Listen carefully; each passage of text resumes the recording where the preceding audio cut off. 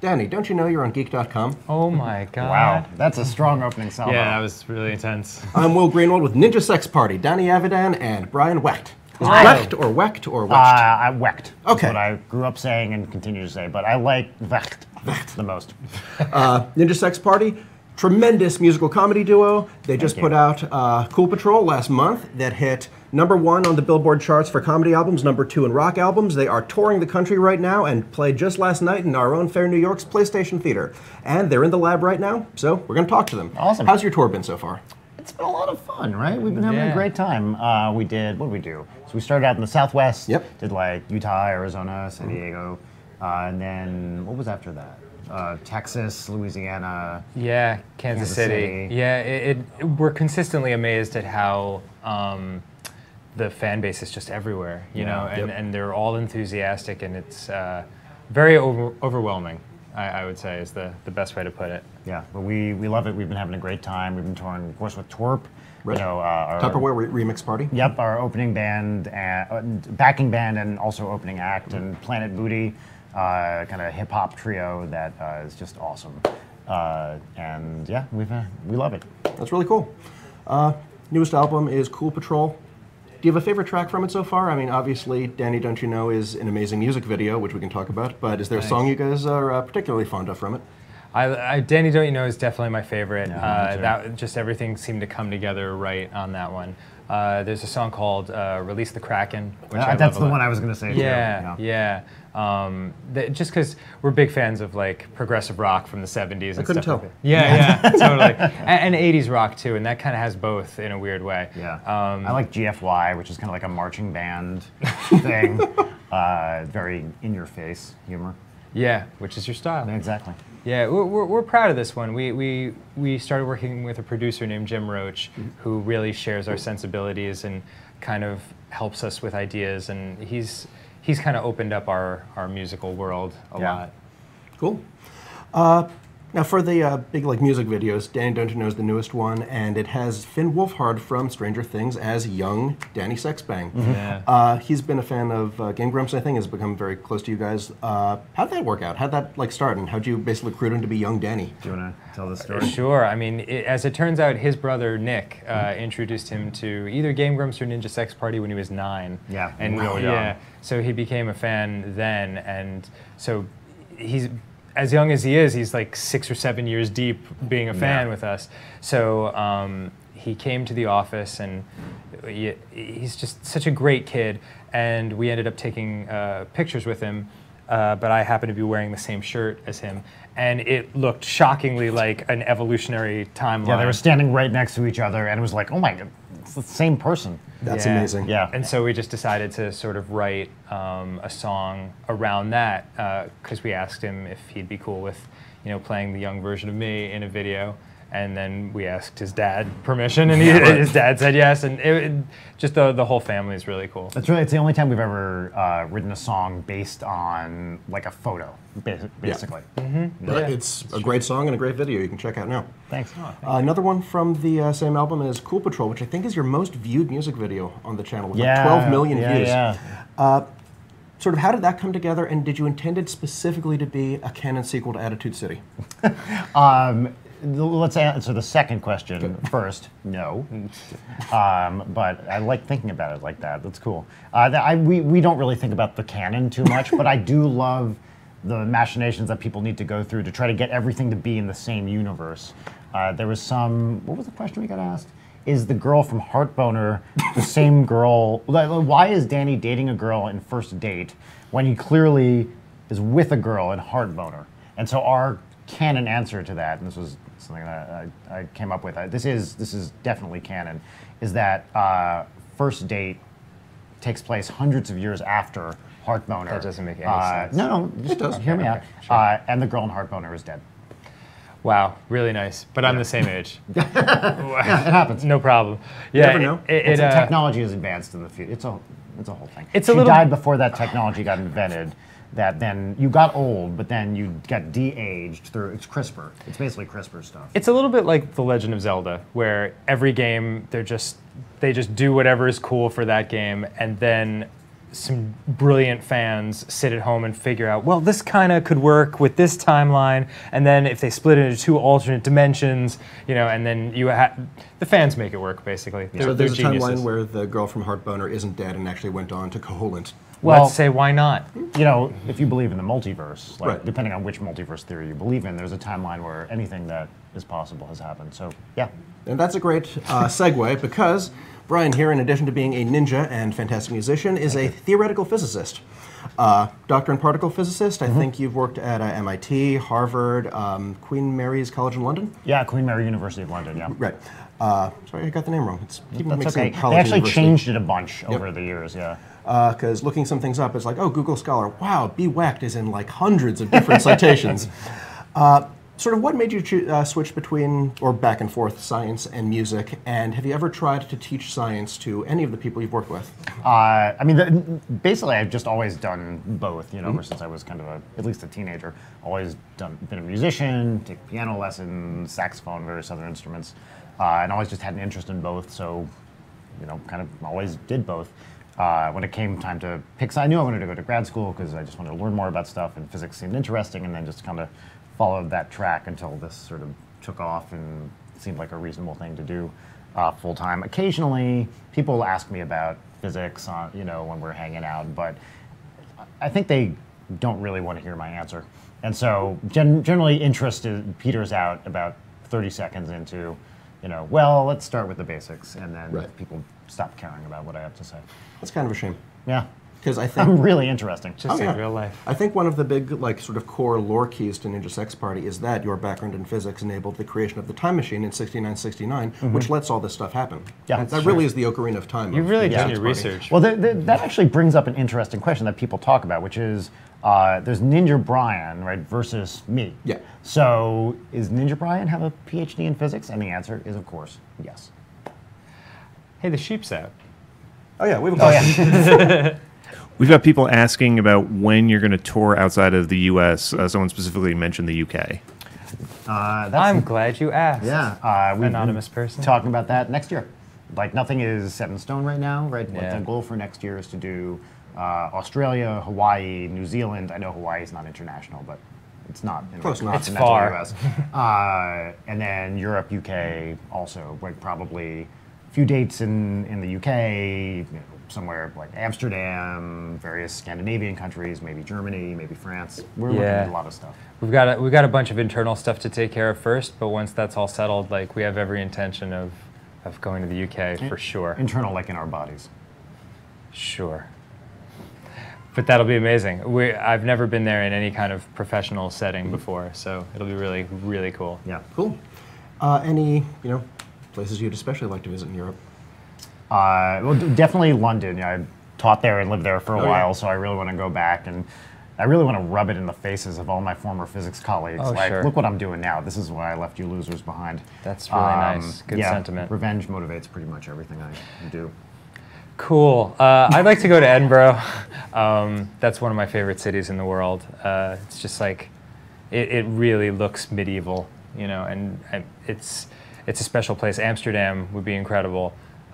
Just generally these places that I visited in my early 20s just as a tourist, and they blew my mind to come back there and realize like, oh, there's people that appreciate what we do there. It would be very meaningful, I think. I think it would be cool to do a tour of some of the various microstates, Monaco, Andorra, Vatican City. What are you talking about? Those teeny tiny countries. No, I know that, but you want to play Andorra? Yeah, it's in the Pyrenees. It's awesome. Okay, well. You don't want to. We're coming, Andorra. Yeah. Yeah, it's going to be big. Yeah. That's. I was trying to workshop a Bewitched joke out of that, but I couldn't. It's totally fine. Many have tried. So yeah, few have succeeded. You're touring now as NSP. You've toured as Starbomb in the past with Aaron Hansen, Ego Raptor, Game Grumps. Danny's half Game Grumps. Aaron is the other half of the main personalities of Game Grumps. Obviously, it's an entire team. Respect to everyone involved, because that's a lot of editing work. Yeah. How different is it touring as NSP compared with Starbomb, and sort of like where does the video game line start and stop for you guys? Like with Starbomb, it's always been tacked on to the NSP tour. We've only done one show at the South by Southwest Gaming Awards, right? That was just a proper Starbomb show. But it's it's a very different experience, right? Musically, Starbomb is pretty much all hip hop, and so it's like, it's just a different thing to do the rap stuff live than it is to do the sung stuff. They're both really fun though. Yeah, I think so. Aaron brings a completely different energy to the stage than we do, so it's exciting in a way. I think I need more data. We've just had very limited experience doing Starbomb songs, and it was really fun. But we've toured or played shows as Ninja Sex Party in some form for almost 10 years now, so it really is a different kind of feeling. Yep. Yeah. And a lot of those Starbomb songs are impossible to perform live because the way you record them is you do a line, then as another take you do the next line maybe. The actual recording process is very different than just singing or rapping them on stage. And so when we were looking at the Starbomb shows, we were like, all right, we have whatever it was, 20 songs. How many of these can we perform live? And I think the answer was 4. It sounds like you're accusing Aaron of not having very good flow. Oh no, we would I never. would never. We do would that. never. I don't want to. He's got flow for days. Yeah, I have enough beef with Aaron already. Cool. Oh, if there's Ninja Brian Ego Raptor beef, let's get it started now on hell yeah. Geek.com. We got a question. Is Danny still growing his hair out to donate it, or is he just feeling the awesome for now? Oh, that's very kind. That's a very kind way to put that. Originally, I was going to donate it, but it just stopped right here, and it needs to get to here in order to be long enough to donate. So I don't know what I'm going to do. I'll probably just give a bunch of cash to charity. I'd love to do it if it would keep going, but Jewish God decided to just cut it off right The there. Abrahamic God. Yeah, sure. Do we not call it Jewish God? I'm sorry. I don't know what to call it these days. Both of us are of the very Semitic persuasion, and I have to wonder, do you do anything for your hair? Because when I grow it out, it doesn't fall like... I would love to have the flowing locks of yours. I just get the full, the Fred Savage. Well, yeah. I had that for a while, too, and then gravity kicks in, and it's over the course of, one day, where it's like, and you're like, my life is different now. Never gotten to that point, and I've never been able to make a ponytail because of it. We have a question. Stay strong. Is there any chance of an NSP lore book? An NSP lore book? So what does that mean to you? Like a book that takes place within the NSP universe? Or is it like a Bible with NSP lore? The answer is no either way, but I'd like to understand what the question's about. I would assume something like a Hyrule Historia that has screw it, okay, fine, it's all 3 timelines in one universe. Here's a little section. The rest is just art of Danny and the Unitard. Yeah, that's it. That'd be fun. It would be, yeah. Ours would be 98% art, yeah, and 2% story. We're actually talking recently about maybe writing a book sometime. I don't know what it would be, but it would be fucking awesome. Can we curse on this stream? Oh yeah. Okay, cool. Should we say fuck at the same time? No. 1, 2, 3. Fuck. Thank you. No, thank you. Oh. First time I've ever been yelled at for not cursing. Life has really turned around on me. So, between Grumps and Ninja Sex Party, video games are a whole lot of what you do professionally. What do you guys do to unwind when you're just trying to relax? And do you still play games? Do you read? What are you trying to chill out with? Almost nothing. I really do just I'm beginning to understand my grandparents' love for sitting on a porch and looking at a landscape for 10 hours and doing nothing. I think because our careers require so much work and put us in the technological world so much, for me it really is not looking at a phone and not looking at a computer and just kind of vegetating for a little while. That's really, really important. Yeah, I read a lot. Actually been playing Super Mario Odyssey with my daughter, who's really into it, and like to unwind with uplifting shows, your Black Mirrors, Handmaid's Tales, that's kind of things. Some light fare. Yeah. I always find it very fascinating to follow you on Twitter both as BWEC and at Ninja Sex Party, and there's a dichotomous identity between, this is the stuff happening with my daughter, and I'm teaching her to play Mario, and we're talking about science, and then it's hashtag butt sex, hashtag cum every day. Yeah. So, yeah. what informs your persona online? I just try. I mean, I really do think about this a lot because for a while I managed the Game Grumps, Twitter, all the whole social media. I do the Star Bomb also, and I actually think a lot about the voice for the various accounts. So with NSP is basically it's just a joke machine or random dirty words. But I try to. Often I'll think, what do people not want to see, and then I'll do that, and then when they get mad, I'll double down on it. And that's actually most of our social media presence. We should really introduce you to our K. Thor Jensen, because that is exactly what he does. Have you seen the catchphrase I've been trying to start on Instagram and Twitter? Yeah. So I've been trying to start this I'm glad we have time to talk about this. Catchphrase on our social media. Mostly Instagram, but it shows up on Twitter occasionally too. The phrase is, "Y'all want to do any cums?" And it's something that I've been really, it's really catching on. People seem to be responding really well to it. They're not. And I'm hoping that's not true. I'm hoping that it's the next big thing, the next where's the beef kind of style. For an example on how it's not catching on, Matt Watson, our editor, on the most recent one, wrote, "Please fucking stop doing this." And that got over 1,000 likes in a couple of hours. Yeah, those were anti-likes. Those are likes you give something when you want the opposite of that to be true. Though, to be That's fair. not a thing. It's a thing. Okay. I think it's a thing. It's definitely a thing, and he's a tech guy. So. I follow social media. I am a technologist. Yeah. Yeah. Question. Do you have any plans for the 10th anniversary next year? Yeah. Well, no. we have plans to make plans for the 10-year anniversary. Yeah, we really want to do like a 10th anniversry show. I mean, we started here in New York. We want to do some kind of 10th anniversary thing in New York. I don't know what it would be exactly. Probably a show, a big NSP show like we did. And we were also talking about it might be fun to like do a small UCB thing, like kind of where we started. We used to have a monthly show at the Pit here in town, and it'd be fun to do something there. UCB, I don't even know, but we definitely want to celebrate the 10 years here in New York, where everything started. For sure. It would be cool to do, I mean, no concrete plans for this, but it would be cool to do like a DVD where we collect all the videos and do a ton of commentary and interview like the actors and actresses that have been interviewed. Because a lot of them came to the show last night, and it really is amazing. It's 10 years of our lives, and there's lots of different sort of generations of people that we haven't seen in many years, but we're still part of this thing, and it's very cool to see how it's grown.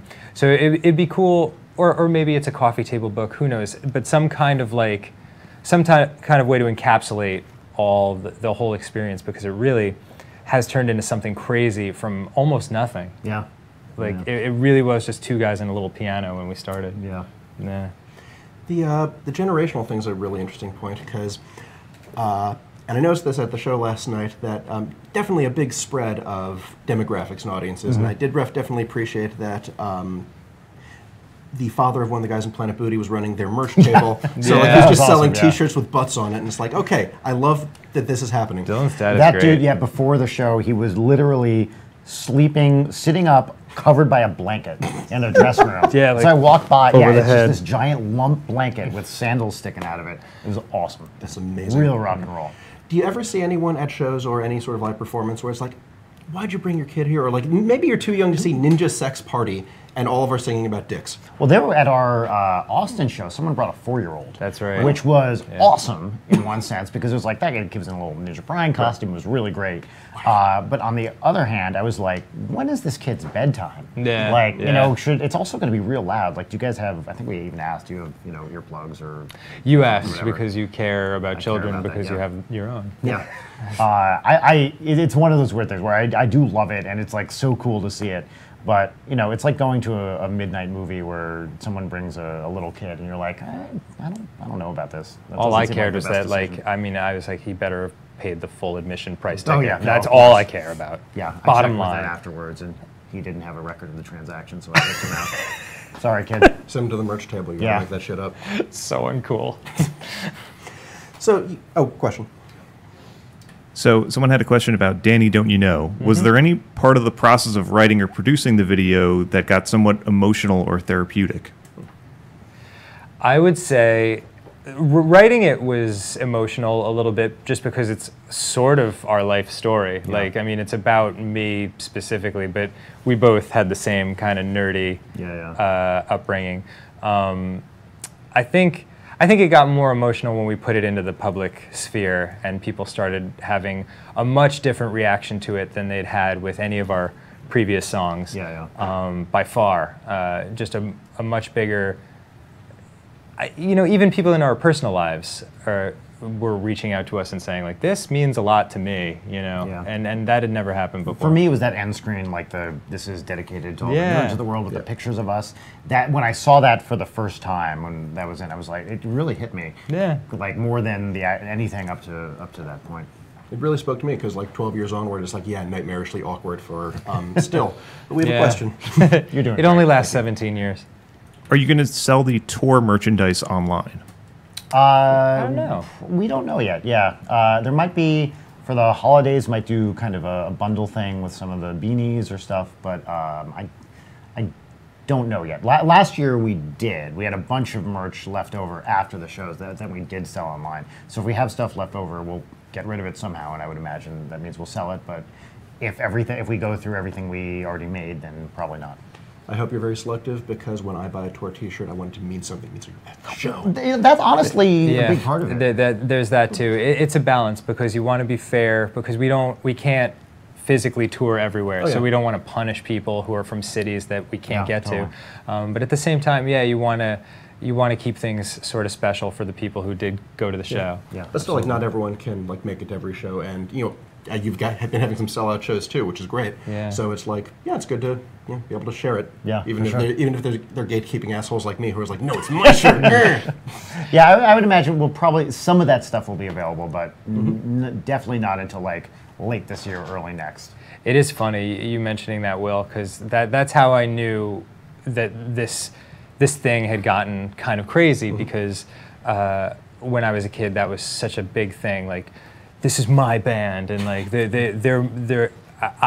I feel the connection. And then when the band would get more popular, it'd be like, these fucking bullshit sounds. Like, I'm so tired of this, And when we started getting fans who would say stuff like, this isn't as good as their older stuff, I was like, yes! It was awesome. Yes, like we've gotten to the point. I love the comments when people say, it just doesn't feel like Ninja Sex Party. Yeah, it's like, that's fantastic. Like, that's a real compliment because it means we feel like something. Yeah, right? yeah. And that's a hard thing to do. And that people care, you know. Ultimately, you'd rather have someone, this sounds counterintuitive, but you'd rather have someone be pissed off at what you're doing than be apathetic towards it. For sure. Because at least you're getting a reaction, and it means you did something that caused something visceral. And that's my social media strategy.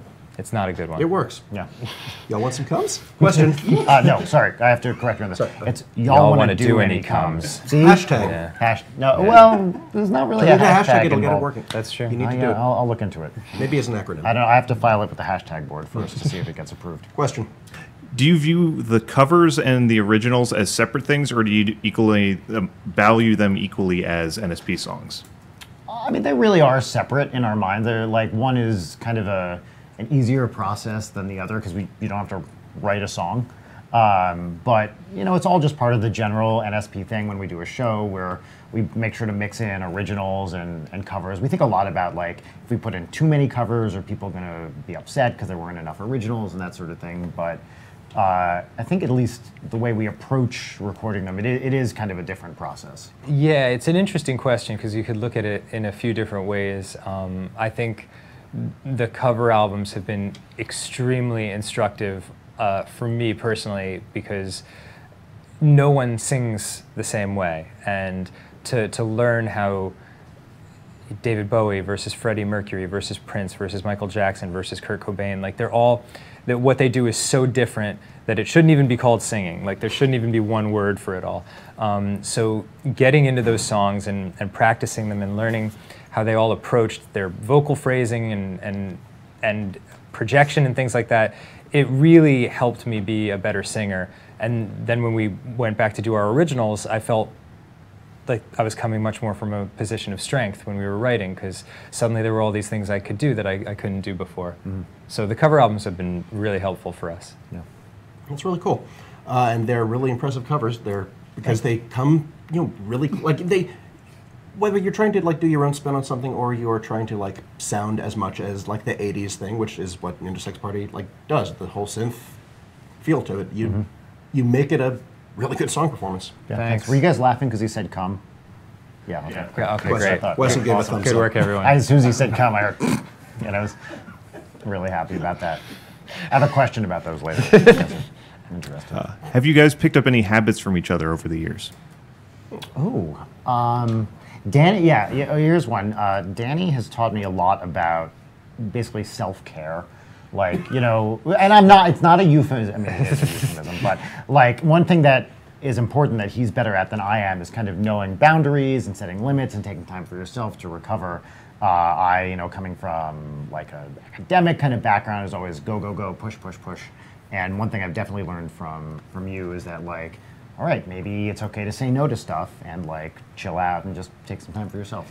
Yeah, did we used to say this? I can't remember if we said it or we just thought it, but like, just that like, I'm the heart and you're the mind. We approach things differently as people. You know, we get along really well, but you're very analytical in your thinking, and for me, I'm much more emotionally driven, and it's been kind of a good balance throughout the years. Yeah, and it works creatively too, of course. Like even when we're just writing songs, you know, you have a really good sense, just like an intuition about, oh, this works or this doesn't work. And I would often like try to, you know, like maybe even from a music theory perspective, be like, oh, let's try this chord, you know, because I know this might work like this. And sometimes it worked and sometimes it didn't. So it was a really fun thing to like throw stuff at each other and see, is this interesting without being like too much, you know, or sounding weird or... Yeah, well, I mean, that's like, you've studied music theory, you can read music. I can't read music at all. I don't know what note names are. It's like, I do it completely by feel. They go from A through G. Couldn't tell you, not ringing any bells. Yeah. So like, it's seeing your approach is super interesting, and I'm sure has expanded my horizons in ways that I can't really quantify. Yeah, and vice versa. Yeah. That's really cool. When you like write music, if I assume you write your own music and like you like feels what works for the song, you work together.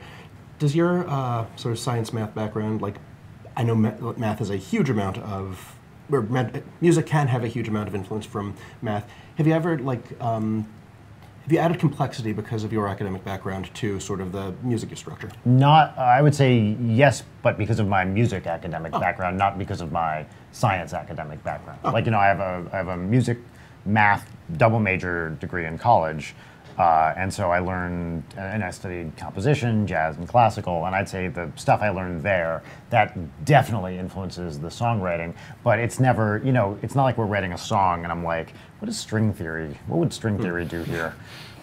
Like, it doesn't really translate like that, but definitely the stuff I learned as a music student really does affect it a lot. I suppose if if you played a guitar more often than a keyboard, string theory would apply. Yeah. You've heard that 5,000 times. No, but you know what? Never mind. No, it was bad. I shouldn't have gotten that high five. I'm glad you did it. Thank you. So, you guys started out East Coast, New York, Jersey boy.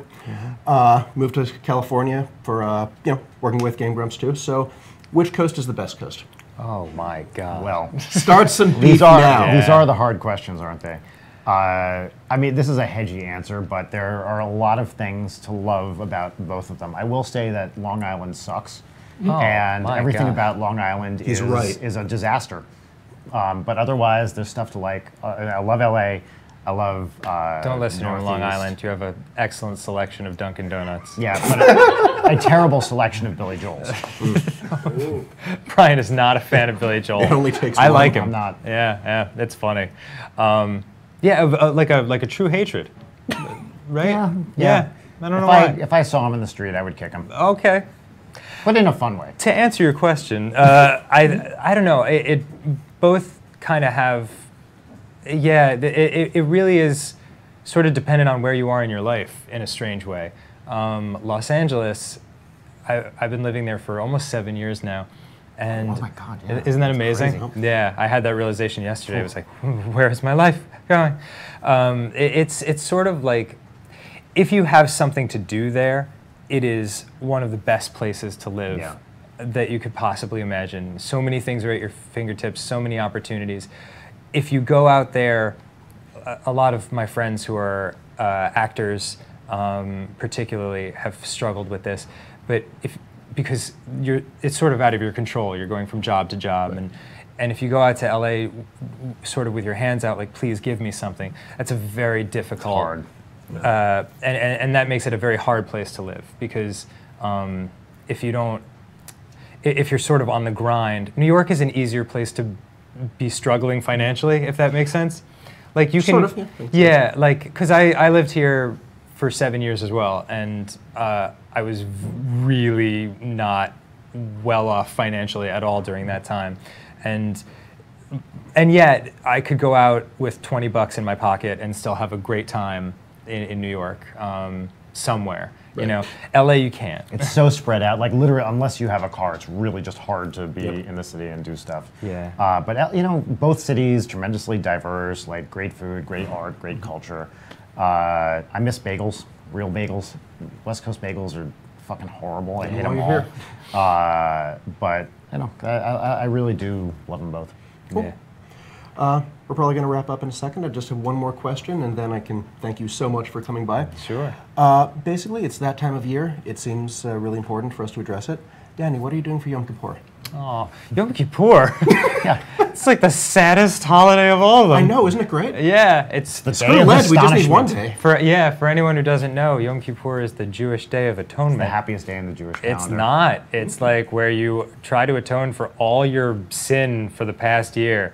Like, yeah, it is. It's a very condensed Lent. Yeah.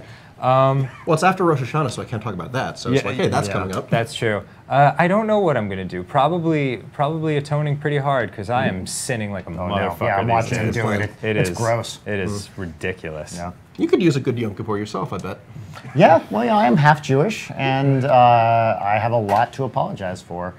Both halves of me. Don't we all? Yeah. You know, Danny and Brian, thank you so much for coming by. This is Ninja Sex Party. Their album is out. I almost said Attitude City. Cool Patrol is out. It's a big album. They are still touring. They're a great show. And you watch them on YouTube. There's also Game Grumps and Starbum and all the stuff they're in. And if you're watching this, you're probably a fan already. So thank you. And we'll see you later with whatever. We might be doing a game stream tomorrow, but not with these guys. They got to go. Cool. Thank you. This Thanks, was guys. fun. Thank Will. you, Will. Thank you. Thank you.